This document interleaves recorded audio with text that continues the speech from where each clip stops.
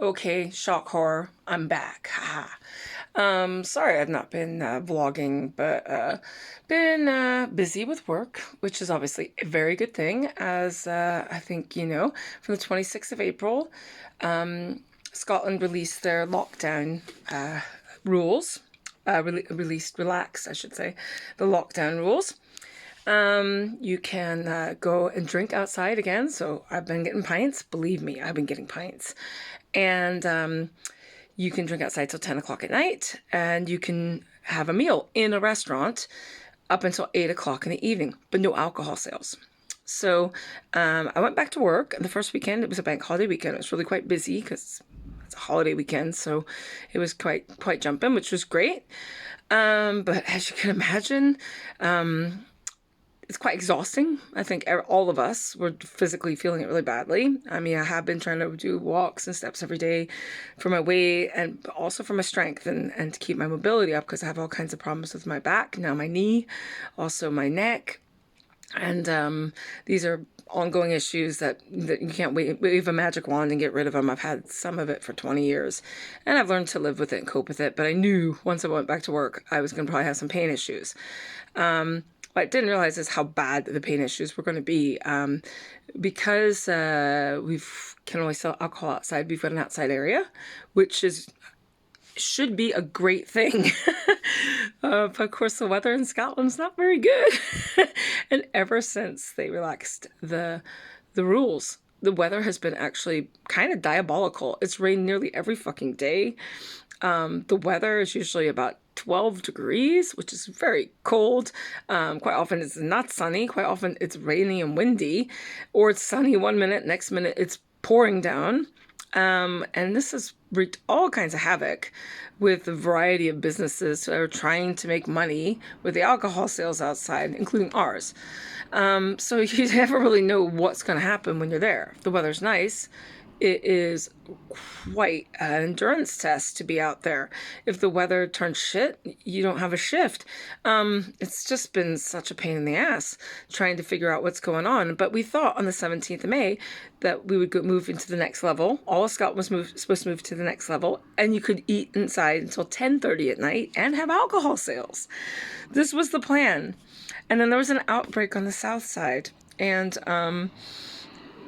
Glasgow didn't move into the next level. We're the only place in Scotland that has not moved to the next level. So obviously, if we have to get everybody out of the building by 8 o'clock, there's not tons of hours. There's not tons of sales. We can't sell any booze inside. That's obviously a lot of your business. It's been really bad for businesses across Scotland, not just my business, all the businesses. And you can see it. You know, I've been trying to go out and support businesses, and, you know, I'm not sure how much more I can go out and support businesses because I'm not making much money myself.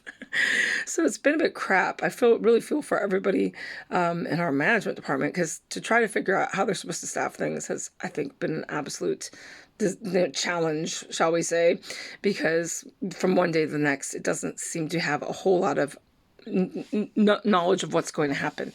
Most nights at about 6 o'clock, our entire restaurant practically fills up with everybody who wants to eat, and they all have to be out of the building by 8, and probably 2/3 of them go, "Oh, are you closing?" Like, they don't even seem to understand that the law in Scotland is they got to get out of the building before 8 o'clock.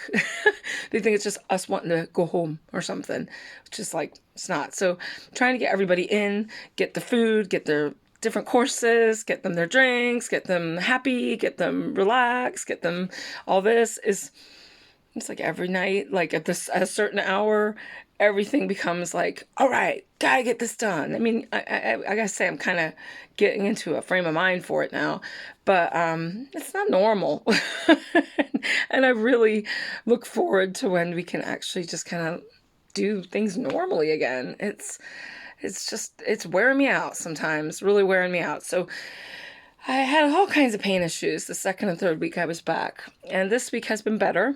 I have worked a bit less. I'm sure that's helped. The shifts changed in the way they were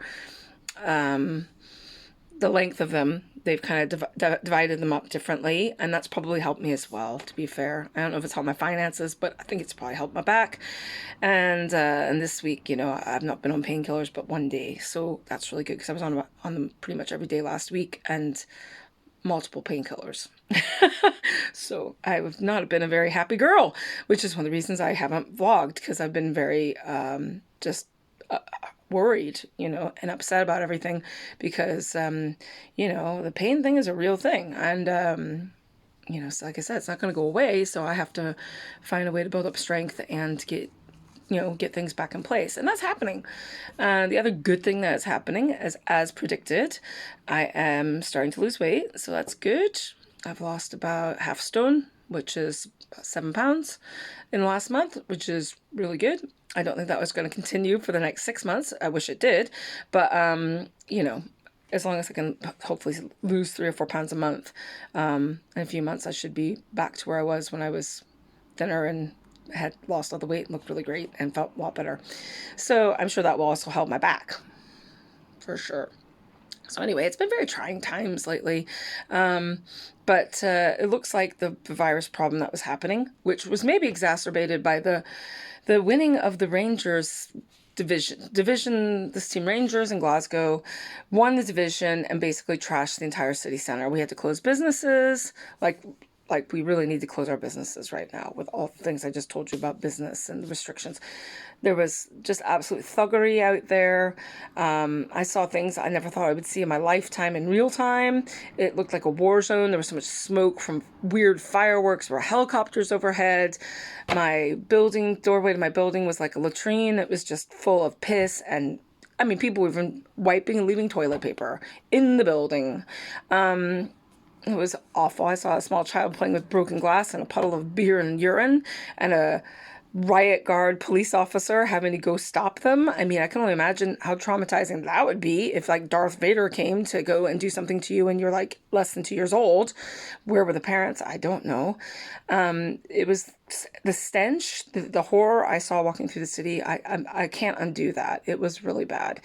And then after that weekend, the cases, which had already been rising and kept us from going to the next level, rose even further.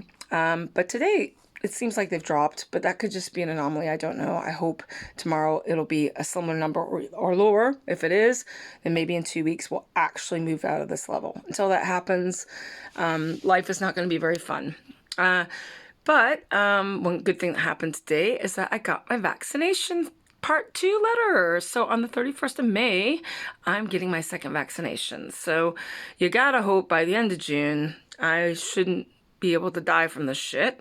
I've been testing twice a week just to make sure I don't have it. They send us free home test kits, which you can get online for free if you're in Britain. So Google that and find out. They'll send them to your house. I just got another pack delivered today. They'll send you a pack of 7 every day if you want them.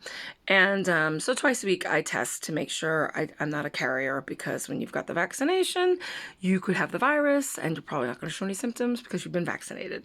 So it's very important, if you can get these home tests, to do them regularly, because unless you're staying in your house and you never leave and you never see people and you never go into a shop, you can still get the virus. So that's my lecture over, I think. Other than that, I wish I could say I've got all these fun, amazing things going to come up and happen, but I at least can meet with friends and go out for lunch and have drinks and feel confident that I'm not going to die. So it's definitely improving. And I got to hope that if I get the second vaccination, then planning a trip might be on the cards, because they're still really not letting us travel. They have this traffic light system to which countries you can go to where you wouldn't have to isolate, or you might have to have a test, and these tests cost money, and it's just the whole fucking palaver of it all is so daunting. I do understand we need to keep things safe and things are getting better and all this stuff, but there's so many changes happening all the time, different rules. It's, it doesn't make me want to go and plan to do something right now, because it just seems like it's going to just be a disappointment or really expensive, 2 things that I really don't want right now. So anyway, hopefully you have had your vaccine by now or have an appointment. In the meantime, stay safe, Stay the fuck away from me. Wash your goddamn hands, mask up, and get yourself tested regularly.